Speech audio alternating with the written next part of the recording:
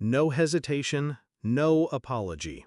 We were sitting across from each other in her kitchen, coffee going cold between us. I nodded once. Got it. She took my calm for acceptance. It wasn't. We'd been together for 11 months. Not long enough to plan a future, but long enough for me to think we had one. We met at a friend's rooftop party, her in a sundress, me in a wrinkled shirt from a day of work. She laughed at my dry humor. I liked her sharp edges. We fit, or so I thought. But over time, she started making comments. Not cruel, just cutting in that harmless way. Jokes about my style, about how I wasn't her type, about the magnetism other guys had. It didn't bother me, not at first, until it became the only thing she said about me. When she ended it with that line, "not attracted to guys like you," she didn't mean she wasn't attracted to me anymore. She meant she never had been. That was the sting. I didn't argue. I didn't ask her to reconsider. I left with my keys and my pride, and a seed of an idea. Her roommate, Lily, was the kind of woman people noticed without her trying. Tall, effortless, the kind of presence that drew eyes in a room without a word. We'd met maybe twice. Polite hellos, shared jokes over wine in the living room when my girlfriend was late getting ready. Nothing beyond that. But I remembered one thing, the way she'd watched me when I spoke.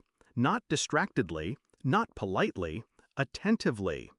2 weeks after the breakup, I sent Lily a message. Simple, neutral. "Hey, I'm organizing a small get-together this weekend. You should come." She replied in under a minute. "Sounds fun." It wasn't fun, it was deliberate. I curated that night like a stage play. Mutual friends, good music, lighting that made everyone look better. And I was different. Not inauthentic, just sharper. Fitted shirt, confidence dialed up, not forced. When Lily arrived, I gave her my full attention. Not smothering, not obvious, just enough to make her feel like she was in on something the others weren't. By the end of the night, she lingered while the last guests were leaving. 1 glass of wine became 2. 2 became her on my couch, laughing at something I barely remember saying. We didn't start dating immediately. That wasn't the point. The point was to become undeniable. Over the next month, Lily and I started showing up together. Coffee shops, bars, friends' dinners.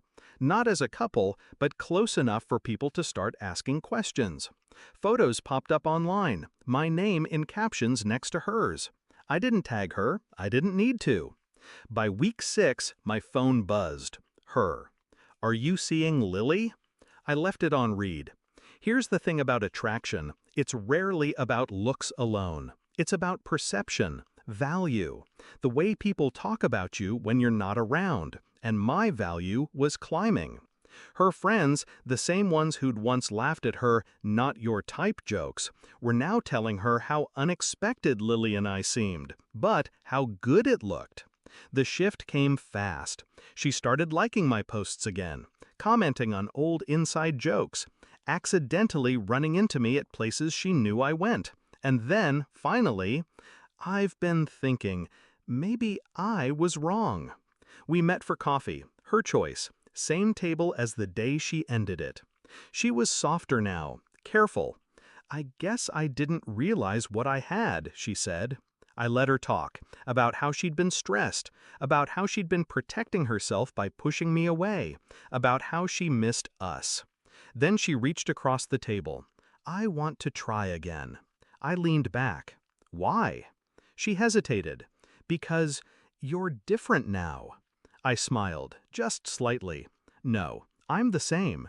You're just seeing me through someone else's eyes." Her hand froze. I stood, left enough cash for my coffee. "By the way," I said, "Lily's not my girlfriend. Never was. But she likes guys like me." Her face shifted. Confusion, realization, then the sting. I walked out before she could answer. It wasn't about Lily, it was never about getting her. It was about showing her that her approval had never defined my worth, and that once she saw others value me, she'd realize too late what she'd thrown away. People think revenge is loud. It isn't. It's the quiet click of a door closing behind you and the slow burn when they realize it won't open again. I didn't just make her want me back. I made her understand she never gets the chance.